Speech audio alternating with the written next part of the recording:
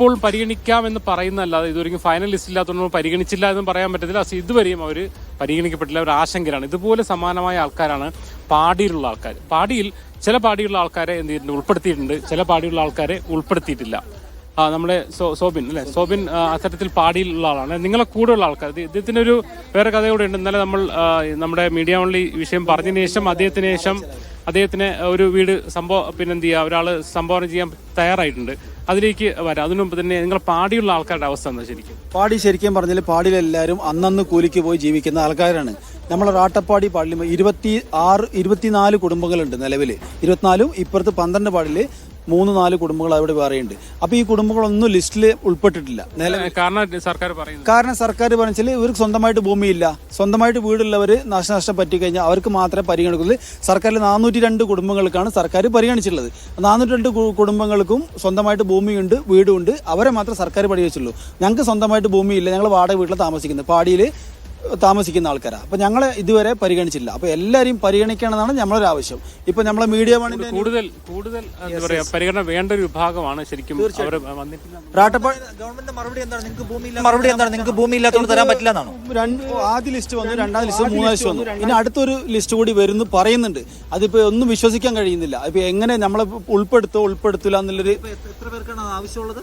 ഇപ്പൊ നമ്മളെ റാട്ടപ്പാടി മാത്രം 26 കുടുംബമുണ്ട്, പടവട്ടി 27 കുടുംബം, മുണ്ടക്കയിൽ 17 കുടുംബം, അട്ടമല 13 കുടുംബം. അങ്ങനെ ഇത്രയും പേരുണ്ട്. ഈ ലിസ്റ്റ് ഇവരെല്ലാം കൂടി പരിഗണിച്ചാൽ നമ്മളെല്ലാ കാര്യങ്ങളും ഇവിടെ തൃപ്തിയാവും. ഈ ഭവനത്തിന്റെ കാര്യത്തിൽ തൃപ്തിയാവും.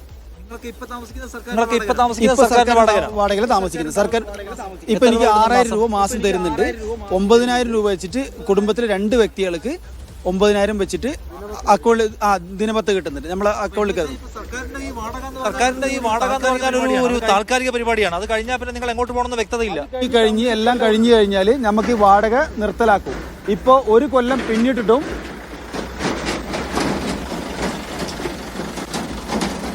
ഇപ്പൊ ഉരുൾ കവർന്നെടുത്ത് 1 കൊല്ലം പിന്നിട്ടിട്ടും ഒരു ഭവനം പോലും സർക്കാരിന് കൊടുക്കാൻ കഴിഞ്ഞില്ല. ഞാൻ കഴിഞ്ഞ ദിവസം മീഡിയ മുകളിൽ മേപ്പാടിയിൽ നിന്നൊരു ലൈവ് കൊടുത്തിരുന്നു. രാവിലെ 9 മണിക്ക് കൊടുത്ത സ്ഥിതിക്ക് എനിക്ക് പിറ്റേ ദിവസം തന്നെ എന്നെ കുറച്ച് ആൾക്കാർ വിളിച്ച് ഇങ്ങോട്ട് വാന്ന് പറഞ്ഞ് എനിക്ക് ഒരു ഭവനം എനിക്ക് റെഡിയായി. മുണ്ടക്കയിലെ എൻ്റെ അതേപോലെ സുഹൃത്ത് നമ്മളെ കൂട്ടുകാരനും അത് റെഡി ആയിട്ടുണ്ട്. ഇത് ചാനൽ കണ്ടതുകൊണ്ടാണോ മാക്സിമം നമുക്ക് കിട്ടാനുള്ള കാരണം വന്നത്. ഇത് പബ്ലിസിറ്റി ആവുന്നതുകൊണ്ടല്ല അത് വരുന്നത്. അപ്പം അങ്ങനെ കിട്ടി. ബാക്കിയുള്ള എന്നെ പോലെ അർഹതപ്പെട്ട കുറേ കുടുംബത്തിനും ഇത് കിട്ടണം നിർബന്ധമായിട്ടും. പ്രധാനപ്പെട്ട കാര്യമാണ്. സർക്കാർ അഡ്രസ് ചെയ്യേണ്ട കുറെ ഇഷ്യൂസ് നമ്മൾ തുടക്കത്തിലേക്കാണ്. ഒന്നാമത് ഇവിടുത്തെ വ്യാപാരികളെ പഴയ ജീവിതത്തിലേക്ക് തിരിച്ചു കൊണ്ടുവരാൻ ഗവൺമെന്റ് എന്തുമാത്രം ഇനീഷ്യേറ്റീവ് എടുക്കുന്നു. അതിന് കാലവിളംബം ഉണ്ടായിക്കൂടാ. കേരളത്തിന്റെ മൊത്തം വൈകാരികതയുമായി ബന്ധപ്പെട്ട വിഷയമാണ്. അതിൽ കേരളത്തിന്റെ മുഴുവൻ സഹകരണവും സഹായവും സർക്കാരിനുള്ള ഒരു കാര്യത്തിൽ ഗവൺമെന്റ് എല്ലാ വിഭാഗം ആളുകളെയും വേഗത്തിൽ അഡ്രസ് ചെയ്യുക എന്ന് പറയുന്നത് ഗവൺമെന്റ് വളരെ പ്രധാനപ്പെട്ട ഉത്തരവാദിത്തമായിട്ട് കാണേണ്ട ഒരു കാര്യമാണ്. ഒന്ന്.